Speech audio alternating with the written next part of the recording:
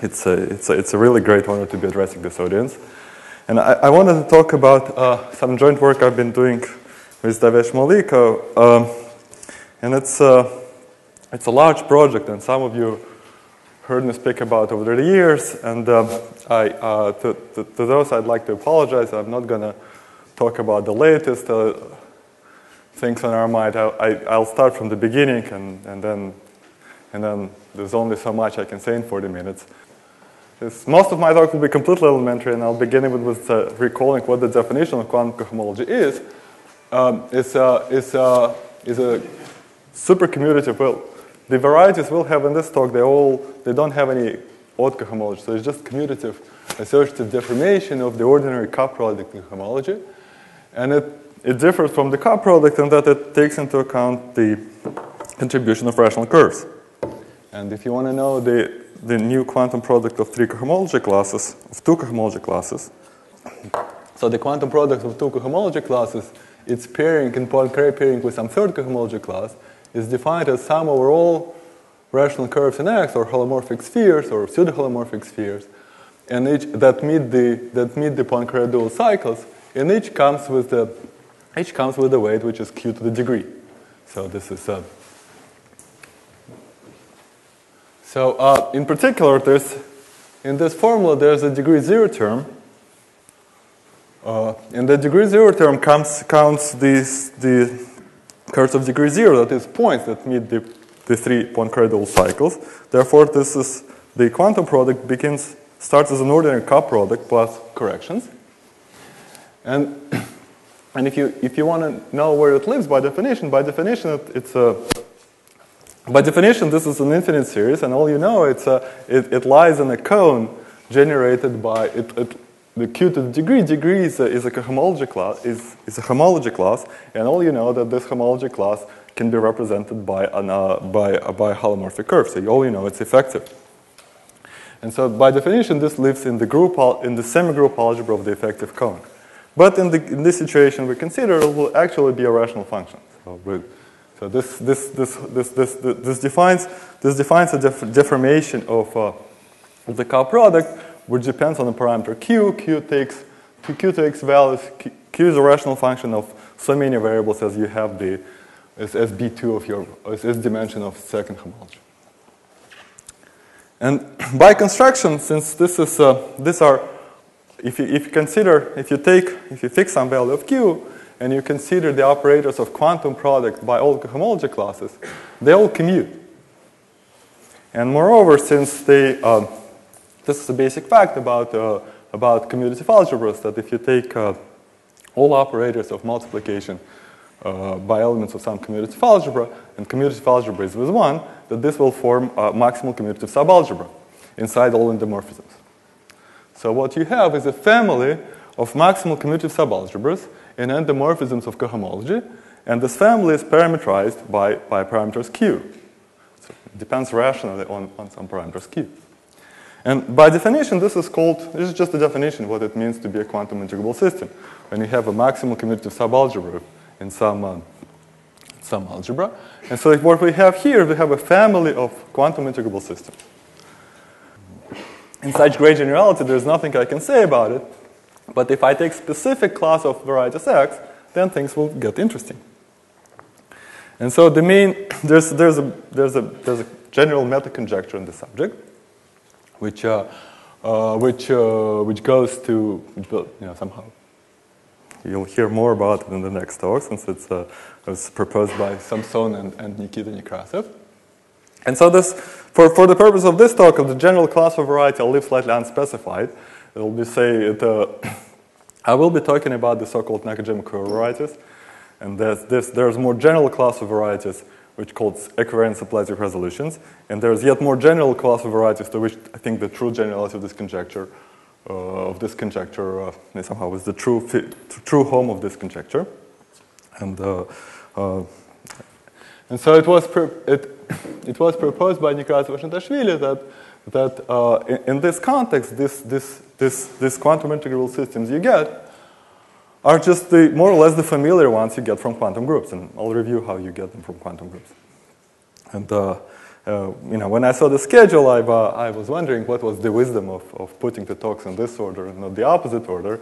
So, well, maybe my purpose was to warm you up so that you're more receptive to the ideas that will come later. Anyway, you'll hear more about this. Well, I suppose you'll hear more about it in the next hour. And independently, a formally different conjecture, but in the end, equivalent, was proposed by Bethe-Zentrum, who said that neither of this conjecture was particularly precisely formulated, more like a meta-conjecture. Who said that the so-called quantum differential equation for the covariance symplectic resolution should be something called Casimir connection. We'll come to that. I'll explain what this words would mean later. And what unites the point of view of Nekrasov-Chitashvili and point of view of Bethe-Zentrum is that they're really both the natural home of this, the natural home where all these words live is the notion of Yangian, and that's what will actually happen here. Then within the Yangian you'll find the Casimir connection and the quantum integral system. And there was for so-called Lamont spaces, which are strictly speaking not in this category, but close enough, there was a similar conjecture proposed by Fenger, Finkelberg, Frankel, and Rybnikov. All right. And so in this talk, we will talk about what this means for so-called Nakajima-Kruger varieties. And as I said, the Nakajima-Kruger variety is an example of something called a covariance symplectic resolution. But then there's no classification of covariance symplectic resolution. It's more of a list of examples. And then the Nakajima-Kruger varieties are by far the richest one. And then, well, one could actually speculate whether the ideas of the study of quantum cohomology for covariance symplectic resolution could be a tool for actual classification. But I don't want to discuss this in this talk. So what is I apologize for that. What is Nakajima's variety? So Nakajima variety starts with a quiver. Quiver is so quiver. You can see one here. It's a collection of dots and arrows, so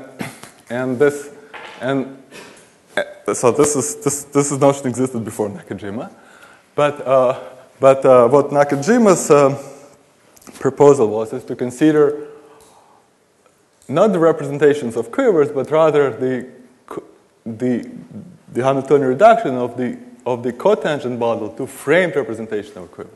Now, what is that? So if I a representation of a quiver, now disregard the red vertices for a second. So representation of a quiver is just assignment of a linear space to every dot, and an assignment of homomorphism from one space to another to every arrow between two dots.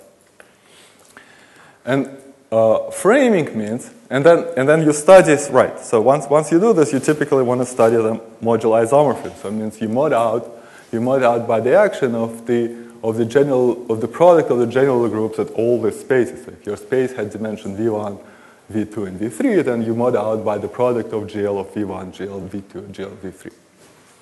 And now framing means that you get yourself different collection of spaces, one per each vertex of the original quiver. So here, the vertices of the original quiver were in blue, and the framing vertices are so these are the blue circles, and these are the red squares. Yeah, I don't know. I thought there's only one red square, but I see there's many. So then and so you give for this new vertex maps to the original to its. So every vertex of the original quiver comes with a sister or a brother, which is a framing vertex, and there's a map from the framing vertex to the space V. And you don't mod out. And the point is that you don't mod out by the action of GLWs, and this continues to act on your variety. So you take this representation of the framed quiver.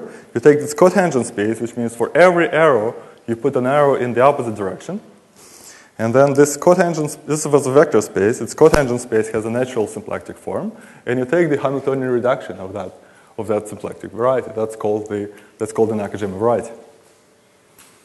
And in the process of taking the reduction, you have to. There are some parameters which you can think of this value of the hyperkähler moment map. So for example, if this is already the whole theory is already extremely non-trivial. If you start with a quiver which had the one dot and one arrow, it's this quiver, 1 dot 1 arrow. Then the corresponding variety has 2 parameters. It's the dimension at the blue dot is called n, and the dimension of the framing space is called r. Then this moduli space is a certain partial compactification of the moduli spaces of UR instantons of charge n, or more algebra geometrically, this is a moduli space that parameterizes framed torsion-free sheaves on the plane with or torsion-free sheaves on P2 framed at infinity, and with C2 equal of rank R and C2 equals to n, and so that's somehow that's clearly. I mean, everybody knows that this is an object of really central importance in 40-gauge theories. And in fact, so this whole project grew out of our attempt to describe the quantum cohomology of this particular space. And the reason we are interested in quantum cohomology of Nakajima variety is because if you count, so the way to think about Nakajima varieties, they're sort of like moduli. So this was the case when Nakajima varieties recently are moduli of sheaves on surface. But the general Nakajima variety is sort of like a, you should think of this on maybe moduli of sheaves on some imaginary surface. And so then if you count rational curves on this is very closely related to the question of Donaldson-Thomas theory, which Donaldson-Thomas theory is a numerative theory of sheaves on threefolds, or stable object in more general categories of similar flavor, and more to the case, if your threefold is fibered over a curve, in this case say P1, and then fibered in surfaces, then counting sheaf on such threefold is related to is closely related to counting rational curves in the moduli of sheaves on the surface. So this right, if you think of the whole theory on threefold as some sort of Lagrangian description, this would be more like a Hamiltonian description where okay. And so in fact, so our original goal was to understand higher rank Donaldson-Thomas theory of threefolds, and this is why we went on to study this. So and among other things, it's in the case of rank 1 shifts, we're talking about the quantum cohomology of Hilbert schema of points on C2 and more general AN surfaces.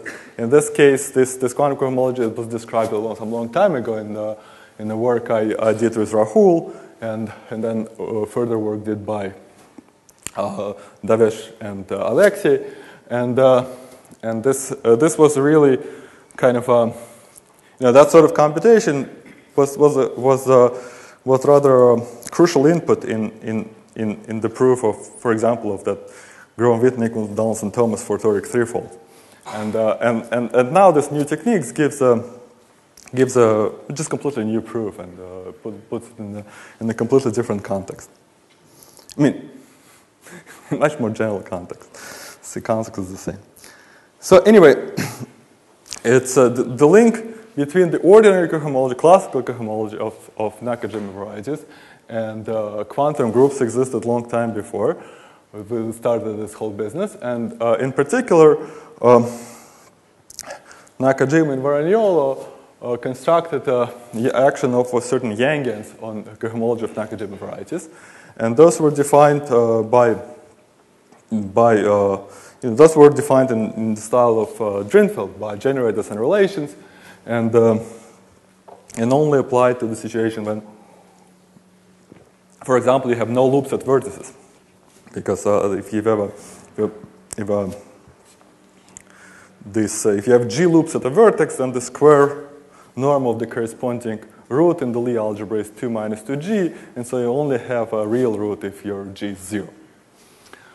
So, and our approach is different, and then we give a direct geometric construction of a certain solution to the Young-Baxter equation, and that goes like this. So maybe I'll first remind you, I know I'm going to sound ridiculous, but I'll remind you what the Young-Baxter equation is, because maybe this is not yet a part of the standard curriculum in algebraic geometry. So what this equation, so first of all, it's an equation on operators that act in tensor product of several linear spaces. So if you have an operator which will typically have two indices and also an argument, and two indices tell you in which two spaces, in which of the factors it acts. So here I have three factors, and if I put R1, 2, it means in this two tensor factor an operator acts, and here I have an identity. And also each tensor factor comes with a label, which if you're algebraically minded, then you can think of as just everything is just polynomial in those labels, but in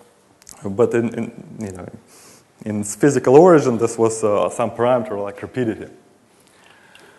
And so what this equation says, it says that if it's a kind of a Bray group relation. It says that if says that this product equals this product, and that diagrammatically this is best explained in the language of scattering theory, that if you have three particles with rapidities u1, u2, and u3, and they scatter by just two particle scattering, then the result of this diagram says that first I have a interaction between the second and the third, then the first and the third, and then the first and the second, and that result has the same result as the other diagram. So that's one of the physical origins of this equation. And its relation to quantum integral system is very simple. And any time I have a solution of Young-Baxter equation, and I have a symmetry with some symmetry group. Suppose I have so Young-Baxter equation is for operators that act on a tensor product of a bunch of spaces. And suppose all of these spaces are representations of some Lie group G. And suppose this Lie group G commutes with all our matrices.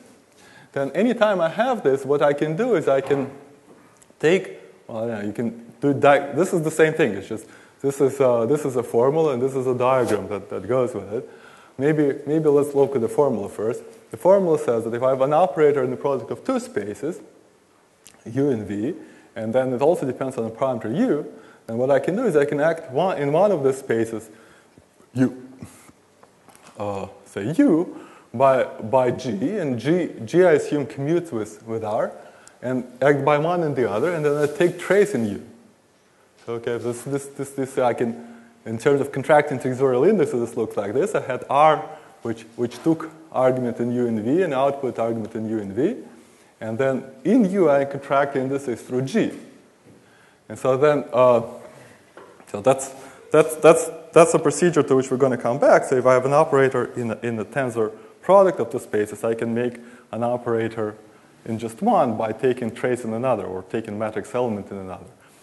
And so then, Baxter's observation was that what these operators commute for any choice of u. So sorry, you fix G, and then for fixed G, you take any any capital U and any little u that these operators commute. So it gives you a huge commutative algebra, which goes by different names, but maybe Baxter algebra is the best name for it. Sometimes people call it beta. I don't know. Baxter beta. And so this now we come to the conjecture of Nekrasov-Dashvili, is that they say that these algebras of quantum multiplication are Baxter subalgebras. And in fact, what's also remarkable is that when you identify the typically, very often, or rather not typically, very often in this business, there's some mirror map, meaning there are parameters for we identify two families of commutative subalgebras, but the parameterization of these families is different. Whereas here, there's a physical argument why it should be like this, but mathematically it's sort of remarkable that in fact there is no mirror map. So that's literally this. What we'll have is literally the quantum parameters for Nakajima varieties will be literally parameters of the maximal torus of a certain Lie group, and this will be the literal identification of quantum multiplication with beta subalgebra. So maybe this adds to the point of view that these Baxter subalgebras are in fact the most general thing you can ever write. So this is if you have a quantum integral system, maybe you should always look for this construction. Anyway, so this is not for me to discuss. And so for us, the origin of this Archimedes is geometric, and it's very simple. It's where the tensor products come from. The tensor products come from the fact that you can, for curve representation, you can just take direct sum. You take two representations, you just stack them up. And so this gives you an embedding of a product of Nakajima varieties into a larger one when you add the dimension vectors. This is like the most idiotic map ever invented. So it's but you see this is of course extremely well known. And in this generality, you can discuss it with, somehow Nakajima varieties are modules over a certain algebra, or they form a Calabi-Yau2 category, and then there's just like direct sums in there. Gives you an embedding on moduli spaces. But what's important for us is that this would be true with or without framing spaces. But with framing spaces, you have this embedding. This embedding you can realize as fixed points over torus action. That's very important for us. And the fixed points of a torus action that preserve the symplectic form. And so what we do is we construct a certain reasonably canonical wrong way map. So suppose I have an algebraic variety X. I'm not going to be very precise about my hypothesis here, and it's holomorphic symplectic, and it has a torus action which preserves the symplectic form. Then under, as I said, this is with some minimal choices and under very minimal hypothesis, there is a canonical wrong way map from the cohomology. It goes from the cohomology of the fixed point set to the cohomology of the ambient variety, to the current cohomology of the ambient variety. And it's in fact given by a certain correspondence on the product. We call this correspondence a stable envelope. So this will be, now I come to the geometrical content of the talk. There will be some correspondence on the, so again, I have X is now an abstract holomorphic symplectic variety with a torus action that preserves this symplectic form. And I'm going to give you a correspondence between the fixed point set and the ambient variety. And this corresponds. First, I will give you a first approximation. The first approximation is just the stable manifold, attracting manifold, or we call stable leaf, something. So the first approximation is there's a natural correspondence on the product of the fixed logos and variety itself, formed by pairs such that pairs X, so it's formed by pairs X, where X is arbitrary point, and F is a fixed point. And the condition is this: if I act by my torus, if I act by exponential of A is inside some cone in the Lie algebra, or inside some chamber in the Lie algebra, then this X will be attracted to F. Okay? So this is a very familiar notion in Morse theory, and so this is okay. I presume you're all familiar with that. But this notion is very delicate in that if you have a family, then this leaf will not be continuous. And the stable envelope that I'm going to define in a second has the advantage that this behaves well in the families. And in fact, if you actually have a family, you can define it as the closure from the generic fiber to the special fiber. You see, if you have a family, the leaves can break or jump, and so that's so whereas the stable envelopes, they'll be stable. And they're defined like this. First, let's look at all components. So if I look at the fixed point set of my torus, that in general has many components. And the components are naturally ordered by, you take what flows, if I say the first component, you take what flows into this component, and take the closure. In the closure will contain some other component, some other fixed component. And then if you take it what flows into this other fixed component, then in the closure will contain something else and something else. So the simplest example of this situation, if you take, for example, if you take your favorite homogeneous variety, say Flagg variety or Grassmannian, and you take its cotangent bundle, then you can think of this, the stable leaves will be the conormals to the Schubert cells, and the Schubert cells, they're ordered. Then the closure of one Schubert cell contains another Schubert cell. And so the stable envelope is satisfied with two following conditions. So that's the main definition of the lecture. At first, it's triangular. It starts as a stable leaf, and then it has smaller corrections. So you start with what you want, and then there's some correction down below. You add. And second, now this is crucial. If I take, so maybe we'll go back here. So if I take the stable envelope of, say, F1, and I want to restrict it to F2. Right? Envelope is a correspondence on a product. It makes sense to restrict it to the fixed points inside the product. And so the condition is once I restrict an equivariant class to a fixed point, then it sits now, well, I had a class in equivariant cohomology of the ambient variety, then restricting to fixed point, it becomes again, a class in equivariant cohomology of the fixed point, but the group doesn't act there. So it's in the group variables, it's a polynomial. And the condition is that the degree of this polynomial is less than 1/2 in codimension. Okay, that's the main definition. And then there's a theorem that it exists in certain generality. And uniqueness is easy. The existence it's a little theorem. And then I didn't want to talk about K-theory in this talk, but there is a similar definition in K-theory where instead of, now in K-theory you're talking about, instead of a polynomial in restriction of a cohomology class to fixed point is a polynomial in Lie algebra, and then it makes sense to talk about its degree.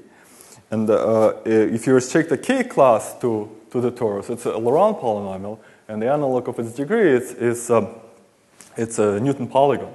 And so there's a similar condition on Newton polygons in K-theory. Slightly more delicate condition. When we discussed here, we said that this point x is attracted to the fixed point f if I act by exponential of a sitting in some chamber. Now the chambers are precisely, the walls between the chambers are precisely the weight of my torus action in the normal bundle to the fixed locus, because that's exactly when something, if I cross the wall, that something attracting becomes repelling and vice versa. And so for every chamber, we therefore have a map which goes from, now we can, since it's the correspondence is completely canonical, means in particular it's invariant with respect to any group that commutes with the torus. So if I have any Lie group that commutes with the torus, I can now write a map from G equivariant cohomology of the fixed locus to the G equivariant cohomology of the whole space. So I have a family of maps that parameterized by that. And of course, if I change the map, if I go from one chamber to the next one, then the map will change by precomposing with a certain R matrix. I mean, R matrix is by definition is the ratio between these two maps. And it naturally has a parameter, namely alpha was a linear function in my Lie algebra, and it's And that's going to be the spectral. So when we were writing the R matrices, there was something there was an argument, and that argument will be this weight, alpha. And clearly, this satisfies rather obvious compatibilities in that if you have a so I'm giving you the chambers for A2, so for SL3. So then it's clearly if you go from this to this, then there will be a product of 3R matrices equal a product of some other 3R matrices, and this will be the Young-Baxter equation for. And if you have a different arrangement, then you will have an analog. You have like a braid group of that arrangement. So now once we have these R matrices, so we have R matrices now act. R matrices act in the cohomology of the fixed locus and G querying cohomology of the fixed locus. So it's convenient that usually in Nakajima we sum over all dimension vectors V and leave only W, take direct sum. So the R matrices act here, and they depend. So this was a fixed locus of one C star action. So they depend on one parameter U in the Lie algebra of that C star. Once we have our matrix, we can define the Yangian in the style of Fadeev, Reshdikhin, and Takhtajan, and that if I have one operator in the tensor product, give me many operators in each factor. Namely, I can just take matrix element in one, it will be operators in the other. And just take all matrix element in one factor, will be operators in the other factor. And it's easy to show that this, if I took a quiver of finite type, you'll discover just the old Drinfeld Yangian, and your construction will reproduce the construction of Nakajima and Varniola. But already, if you talk about modular frame sheaths, then the operator you find, the R matrix you'll find, will be I guess you'll hear more about it in like in 2 hours from now. So this relates to a pretty famous subject right now. So this is what you will find is a very direct link with Liouville, because the R matrix will be the reflection operator in Liouville's CFT. So I'd love to elaborate on this, but we have to move on. And so we show that in general, this is always the Yangian you construct, always is a Yangian, namely it is a Hopf algebra deformation of the loops of polynomials in some Lie algebra G. And in general, this G is strictly larger than the Kac-Moody or even Borcher's algebra. But you get what you get. We'll see that you need all of that Lie algebra for quantum product. You cannot get away with a small Lie algebra. It's a pretty big Lie algebra. But it has the same structure as the Kac-Moody. Namely, it has this root decomposition, etc., except that, for example, as opposed to Kac-Moody, certainly not generated by real roots. It might not have a single real root. And it's easy to pinpoint certain particular object in this Lie algebra. For example, if you're interested in Cartan subalgebra, that would be just the algebra that's the old one of Nakajima, namely that the one which acts. There's this space here. The space here was disjoint union of varieties over V, and there's a part which just acts by multiplication by V. So in the situation with frame sheaths, you'd be saying, well, my operator just remembers the instanton charge. And there's an even sillier operator that acts by multiplication by W. So that's the Cartan subalgebra. And then its loops in that Cartan subalgebra is deformed to the operators. This algebra contains operators of cup products by characteristic classes of tautological bundles, and that's the deformation of the universal developing of loops into that Cartan. And for example, let's see how this comes about. The classical limit of Nekrasov-Shadashvili prediction is that if I take this formula and let G go to 0, then G will be projecting. Then what I'm going to project is G was some operator which is exponential something times V. So this would be then projecting to the V equals 0 if G goes to 0, this becomes a projector to the V equals 0 part. So it's like a vacuum matrix element of R matrix. And you very clearly see that this is really gives you the algebra of coproducts by characteristic classes, as certainly. And in general, indeed, this is exactly how the classical product, the coproduct, is deformed to the quantum. So all you do is you stick the general G here, or Q to the V if you want. And so in particular, so this is particular what's the formula for the coproduct by a divisor. So coproduct by a divisor looks like this. So the quantum product by divisor is equal to coproduct by divisor times h bar, which is the weight of the symplectic, equivalent weight of the symplectic form, and times sum over all roots lambda. So the roots, the way the roots are constructed, they sit in in homology in h lower 2 of x. So then this first it makes sense to pair lambda in alpha because one is cohomology, one is homology. Second, it makes sense to write this because this is q to the alpha is a curve class, so this is somehow well-defined object, and then you take E alpha and E minus alpha. This familiar expression in Lie theory. Except now, of course, the roots could be with multiplicity. So there's the root space. The roots are the structure of the roots is similar to Kac-Moody roots, but the multiplicity is in general bigger. Anyway, they're certainly not one. So what this means is you take a dual basis in two opposite root spaces, and you write this. And there's a so in particular this if anyone by any chance remembers the formula for quantum cohomology of the Hilbert scheme of points, then if you take your Lie algebra to be the Heisenberg Lie algebra, this will give you that. So this is, and now we can discuss the prediction of Bezrukovnikov, who said that this has got to be the Casimir connection, and indeed it is. It's the reason it's called. I don't know. There's no definition for finite dimensional Lie algebras. There's a definition by Toledano and Laredo what it means to have a trigonometric Casimir connection. Generally, you can take this as a definition because here it's called Casimir because this is a part of what you see in Casimir element. You always take a root and a dual root. And this is a part for, this is like the older brother of some Cartan element in the Yangian. So anyway, so that also checks out. And the proof of this, the main result is proven, again, that somehow it's slightly hands-off. It's very little is actually computed.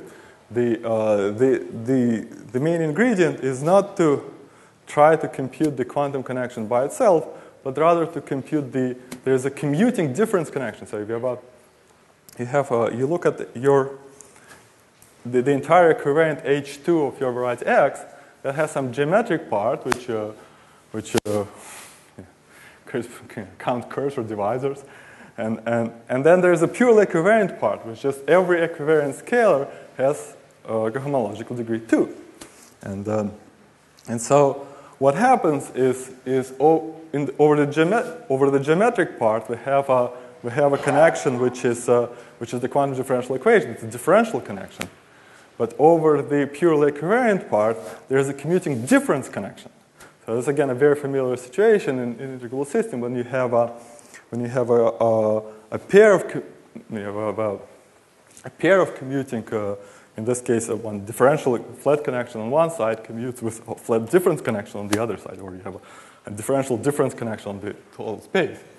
And the geometric origin of this commuting connection is the following: is that the lattice at X is the lattice of the co-characters of the automorphisms of X, and each co-characters automorphisms of X gives you a twisted X bundle over P1 because you can just use this co-character you can just form a twisted X bundle over P1 if you have a C-star action on X, and then you can count curves.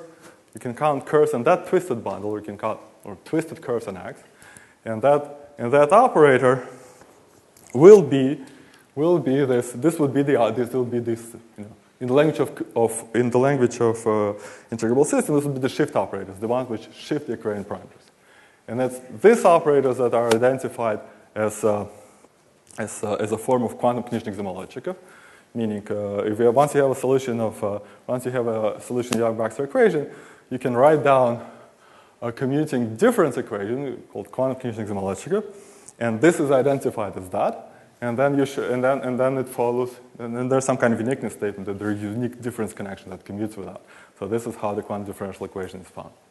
So this all has generalization to K-theory and beyond, and in particular, the one very nice feature of K-theoretic setup is that instead of difference connection commuting with differential connection, you now have difference connection.